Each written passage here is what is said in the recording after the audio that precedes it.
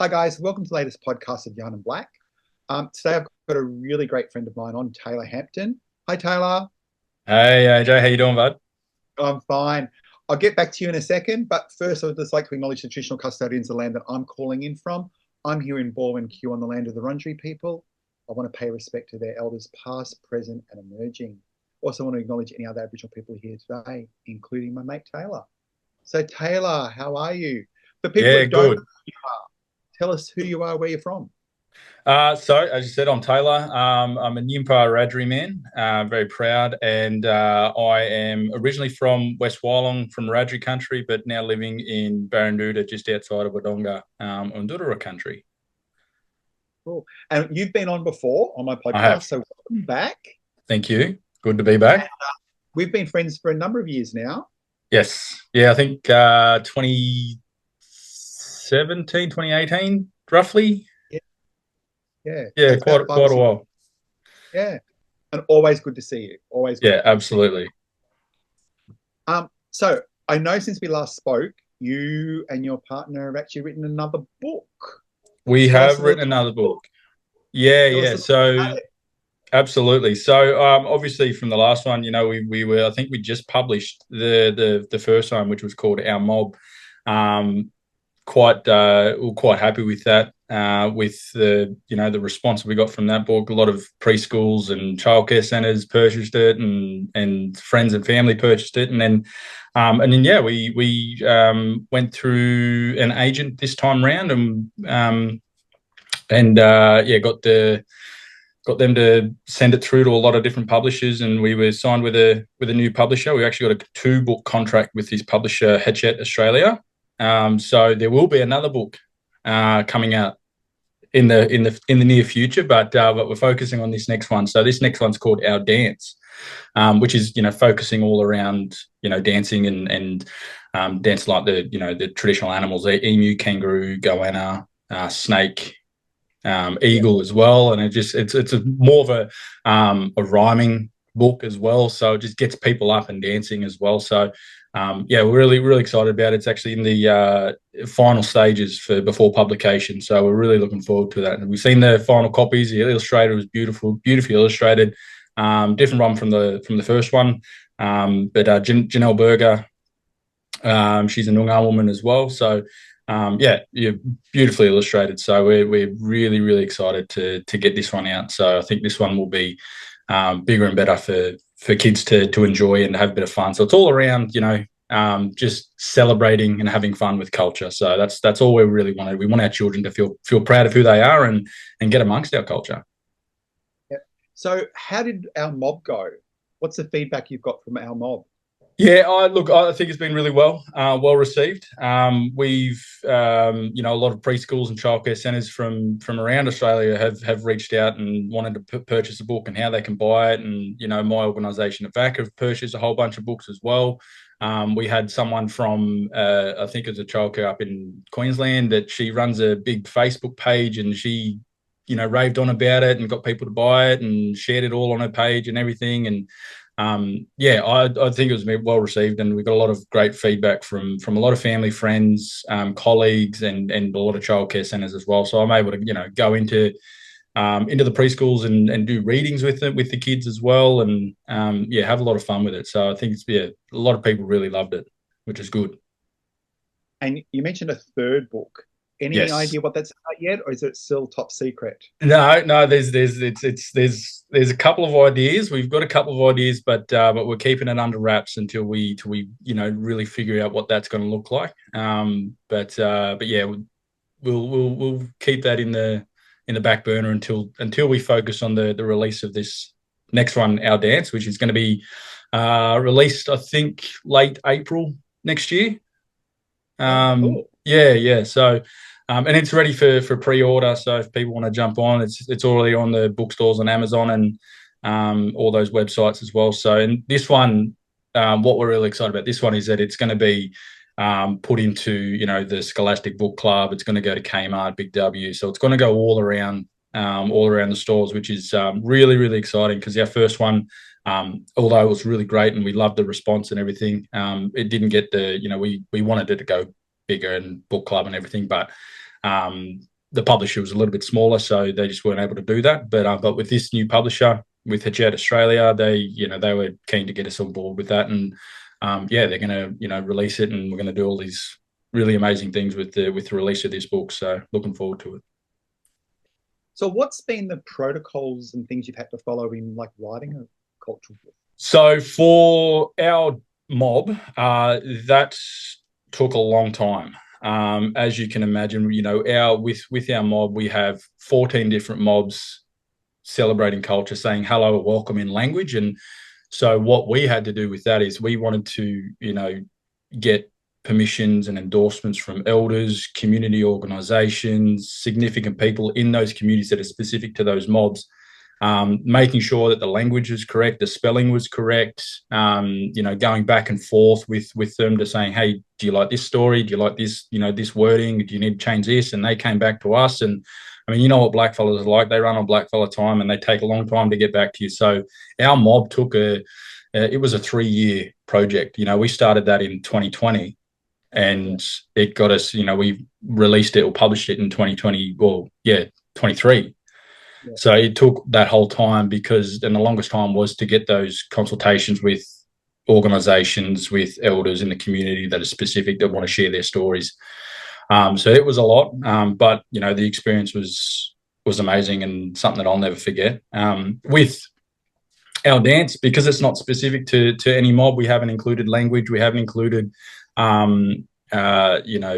stories from particular mobs or any other mobs in the story. It's just more around just dancing like a snake, dancing like an animal. So we've just reached out to our family, or my family, sorry, and just making sure that we're able to do that from my end, and there's been no issues. So this one was a little bit easier. We wrote it and last year, and now it's getting earlier this year, sorry, and then now it's going to the publication stage. So it was a lot quicker for this one because there wasn't the protocols that we had to follow than with the last one. But it was a lot, that last one, but it was a great experience either way. Now I know this is a bit of a technical question, but when you're trying to get illustrations, do you know what illustrations you want? So do you have to ask the illustrator, this is what we want, or do they read the book and actually go, I think I can draw? Yeah, it's a bit of both. Yeah, a bit of both. With the first one, we had our vision that we wanted. We wanted it, to look like people. We wanted our kids in it. So my wife and I, we have 2 kids, so Ella and Arla. We wanted them in the book. My dad's in the book. I'm in the book, illustrated in the book. So we really wanted to capture the likeness of my family in the book as well. And the illustrator from our last one, Chantal Walsh, is a amazing illustrator, amazing artist, beautiful.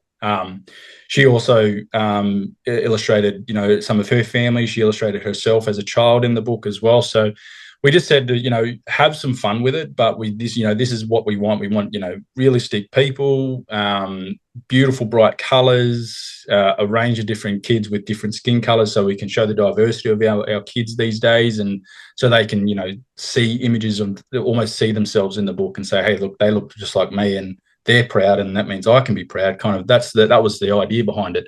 And the same thing with this new one, our dance. We wanted same thing. We wanted to, realistic kind of people. We wanted our kids again in the book as well. So Janelle's been able to capture that, and we also just said, look, just have fun with it. Put your spin on it, but we also want this kind of these kind of things in there as well. And she was able to deliver tenfold. So so it was just a bit of both. We wanted our things, but we also said have fun with it and just you have full range with it. Just make sure it's colourful and bright and captures what we want, and they were able to do that. I know I've got a signed copy. I'll get the new signed copy as well. But this copy of our mob. What I loved about it was the diversity of the characters that I could see. As you said, they were all different colours, and that's what I loved looking at, because I work in schools where Aboriginal kids come in many different colours, and sometimes the lighter skinned ones go, we never get to see light skinned Aboriginal people in books. They're always like dark skinned, or the tone browns are there. Yeah. But the white headed, red headed kids with the blue eyes, We never get kind of seen in our Yeah. Well, that was kind of the motivation behind the first book was, when I was doing workshops in preschools, and one of the kids, I was doing, showing artifacts and stuff, and one of the kids put their hand up and said that they've never met an Aboriginal person before. And I said, well, see, yeah, you are. You're meeting me. And said, I'm proud and I'm sharing my culture and what's been passed down to me. And then a week later, a kid actually said who was Aboriginal. I said, I didn't know that I could say that I was Aboriginal because I don't look like the pictures in the books. Yeah. And as great as those books are, don't get me wrong, but they didn't show what our children and our people look like today with all fair skin and all different shades of colour. So that was the kind of the motivation behind the first book. And we really wanted to capture the identities of all our people, regardless of what they look like. They should be proud of who they are, and what matters on the inside that counts. So that's, that was the whole motivation behind it. And then we got there. Can't wait for the new book. Neither can I. And then the third book. As soon as we're allowed to talk about it, can you come back on for a third? I'll let you know. Absolutely, yes, for sure. We'll come back and talk about it. You'll be the first one to know. Oh, cool. I was going to ask you a couple of other questions. Like, I know you do a lot of work with community. Yes. And you're actually working at a state-based community organisation at the moment, a huge Aboriginal organisation. But your job is as training manager. Yes. Yeah. Training facility. Look, I've got a few fingers in a few pies at the moment and doing a lot of different things at VACCA, but all is around delivering training and making sure that our staff feel safe and confident in the delivery of their work to their clients as well. So that's my role, and that's what I love to do. So yeah. What made you decide you want to do training? I think it was when I really first started my my business, going into the preschools and schools and facilitating workshops with kids. I think that's where I kind of grew my passion to be able to do that and be able to facilitate and learn from my community where I live, my family and my colleagues, and for that knowledge I can pass that on. And I think that's something that I've always wanted to do and always really loved to do is passing on knowledge that's been passed down to me. And I think for our culture, it's for Aboriginal people, for tens of thousands of years we've been educators. And so I want to be able to show that. And that's kind of I think for me, that's kind of the legacy that I want to leave behind, is that we need to be able to educate all people around our culture so we can celebrate what we love about our culture and celebrate the great things. Talk about the hard things too, because they're important, but make sure that people are aware and know how to support our mob in the best way possible so that our mob can survive and thrive in our communities. So I think that's kind of the passion where it sits with me, that I just really love educating people and hearing from other people's experiences, learning from their experiences, and so that I can then pass that on to other people as well. Yeah. Another question I've got for you is that often the word truth-telling gets thrown around a lot lately for a lot of people. What does truth-telling mean to you? Good question. Look, I think for me, truth-telling is I just see it as just being open and transparent for our people, but also for our allies that are willing to learn and understand about our culture. I deliver quite a lot of cultural awareness training at my organisation, and there is a lot of truth in there. There's a lot of hard truths in there around colonisation, intergenerational trauma, stolen generation, what happened to our people. And there are a lot of people that are taken back by the experiences of our people. And so, it's all around just making sure that people are aware around, the barriers, the challenges, the issues that our mob have faced historically, but are still facing today, and what we can do to support those that are more vulnerable than us. So I think that for me, that's kind of the backbone of what truth telling is for me. Yeah. And you mentioned allies. Yes. What makes a good ally? What makes a good ally? Someone that's willing to learn, willing to listen, someone that is comfortable enough to take a step back and observe, and then when they're ready to understand, ready to learn, ask the questions. You know, like I said, we're educated. We want to teach people.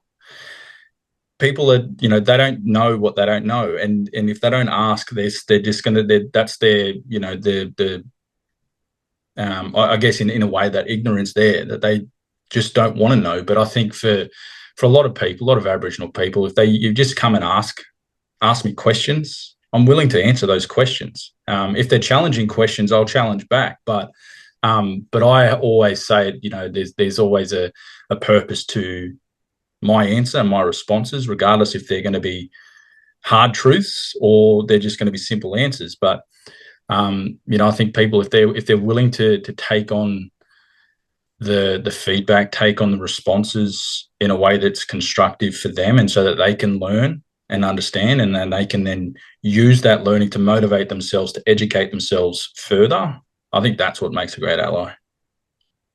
I really like how you explain that. I think sometimes it's really hard for allies, well, people, when we're talking about allyship journey, it's like a journey. Yeah. Like, you can't just wake up and go, I'm an ally. No, exactly. It is a process, and it's a journey. You're not going to get it right all the time. And it's being able to stop and reflect. And I think in my trainings, sometimes I say, sometimes to be a good ally is to shut up and listen. And you don't have a response. Yep. Because it's not about you. It's about your understanding of where does Aboriginal issues fit in my narrative. Yep. Because for reconciliation to truly occur, I really believe the first bit of reconciliation is people need to reconcile, what does Aboriginal history mean to me? Yeah, absolutely. How does this impact on the clients and the colleagues that I work with before I actually try to reconcile? Yeah. In community. Yeah. That's just my take on it. Yeah, absolutely. That's beautiful. Yeah. Community controlled is another word that gets thrown around a lot. What does community controlled mean to you? It's a voice for our community. You know, that word controlled can mean a lot of things for a lot of different people, but I think working at an ACO, an Aboriginal community controlled organisation, it is for the community. It's by the community, for the community, and you know, the community have a voice in what they want. You know, they're the experts in their own support. They know what they want, and it's up to us to support what they need. And that's something that I always say is, you know, for us as practitioners and professionals, we're on their journey. You know, we can guide them in the right directions, and we can, you know, tell them which ways to, you know, point them in the right directions in whatever way. But you know, it's really up to them to take that first step. We can't push them in that direction, because the moment we do that, then that's where that support just drops. So I think that, you know, we need to listen to our community around what they want, because they're the experts, and then we can then stand beside them, guide them.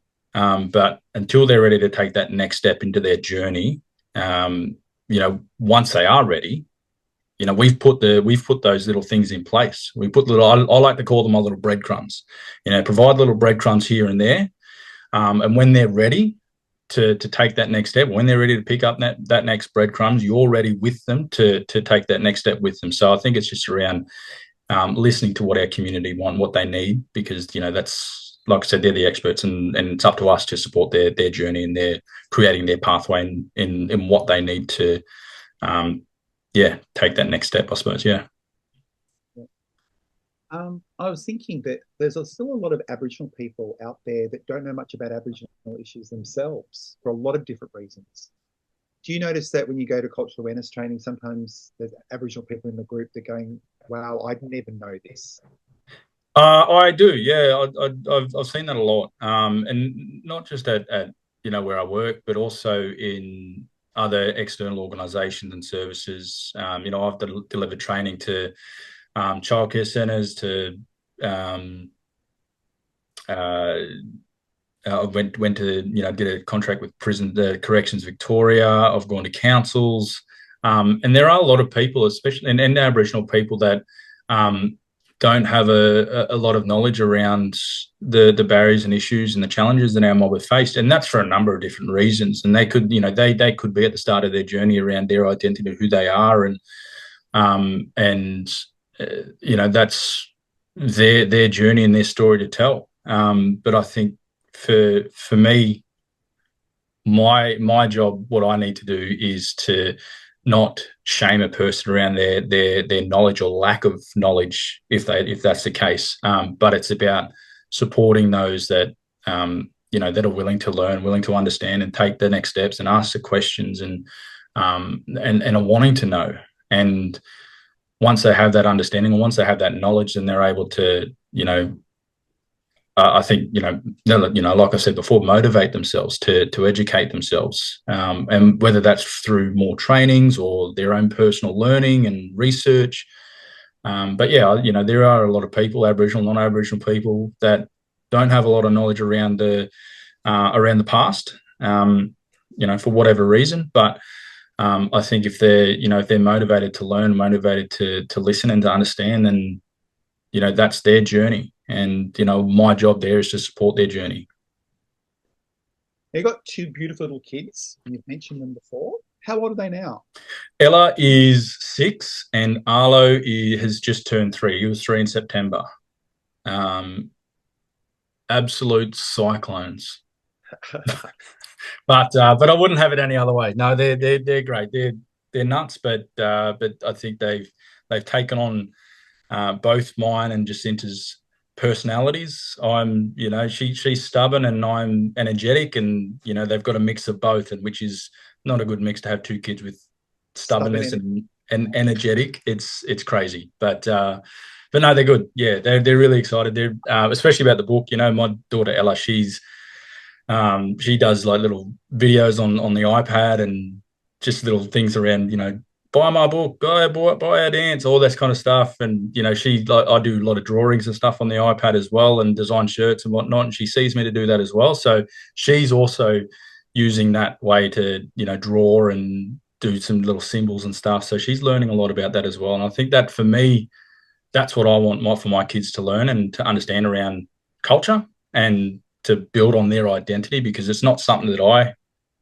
got as a kid, for a lot of different reasons. But I didn't have a lot of knowledge around my culture and identity as a kid. And the only thing I did know was that I was Aboriginal, and at the time that didn't really mean a lot. It was just a word. So it took me a long time before I could really understand what that meant for me and how I could really create my pathway into my journey to where I am now. But I want my kids to grow up the way that I didn't grow up. So I'm teaching them different ways that, what I'm learning now, I'm passing down to them. I'm talking about the Dig and the protocols around the Dig, and playing music, doing art with them. I make boomerangs, so I'll take them to the oval, throw boomerangs. So all that little things. And Ella she loves everything about Aboriginal culture. She takes every opportunity to wear it, like her shirts, and she gets into, Aboriginal. She's got a little Koorie troop dance group at school, so she's starting to get involved in that as well. So she loves it all. So hopefully Arlo will get involved in that as well. It also sounds like your new marketing manager. Yeah. Oh, mate, if I showed you the videos, you will just have a crack up. It is hilarious. Yeah, well, there's a job there for your marketing manager. The generational storytelling of our dance 20 years later. Look, I think if she's going to be the marketing manager, you're going to look out, because she's a terror. She'll almost force you to do everything, to buy the book. Yeah, well, that's what you need. And look, yeah, I love looking at the photos of your kids. They're absolutely gorgeous. Yeah, no, they're great. I'm watching the time, but I just want to do like a couple of final questions for you. But the one I'm just always wanting to know is what's next? What's next for you? I know that the book coming. Yeah. I think in the short term, You know, I've recently won the Koorie Student of the Year award at the Victorian Training Awards. Congratulations. That was my final question, but let's go straight to that. Sorry. No, that's all right.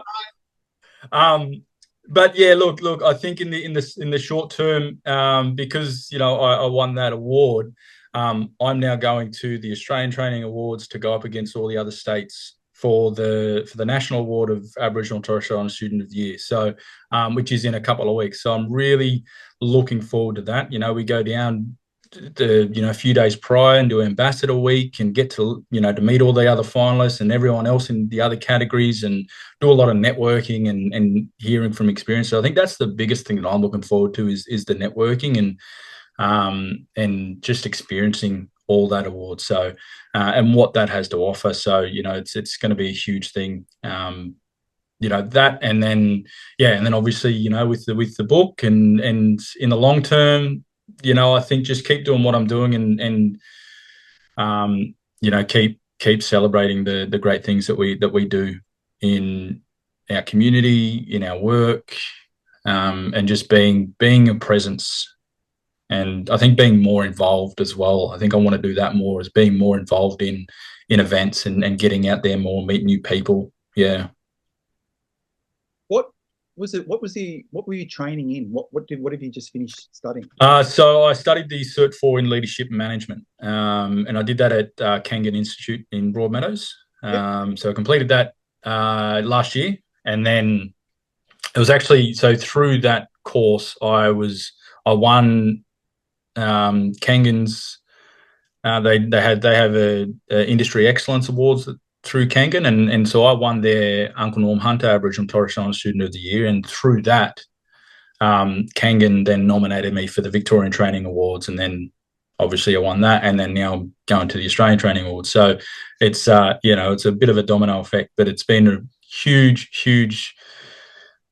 journey, a great experience. I've loved every moment of it. I'm looking forward to the next opportunities that come my way through that journey as well.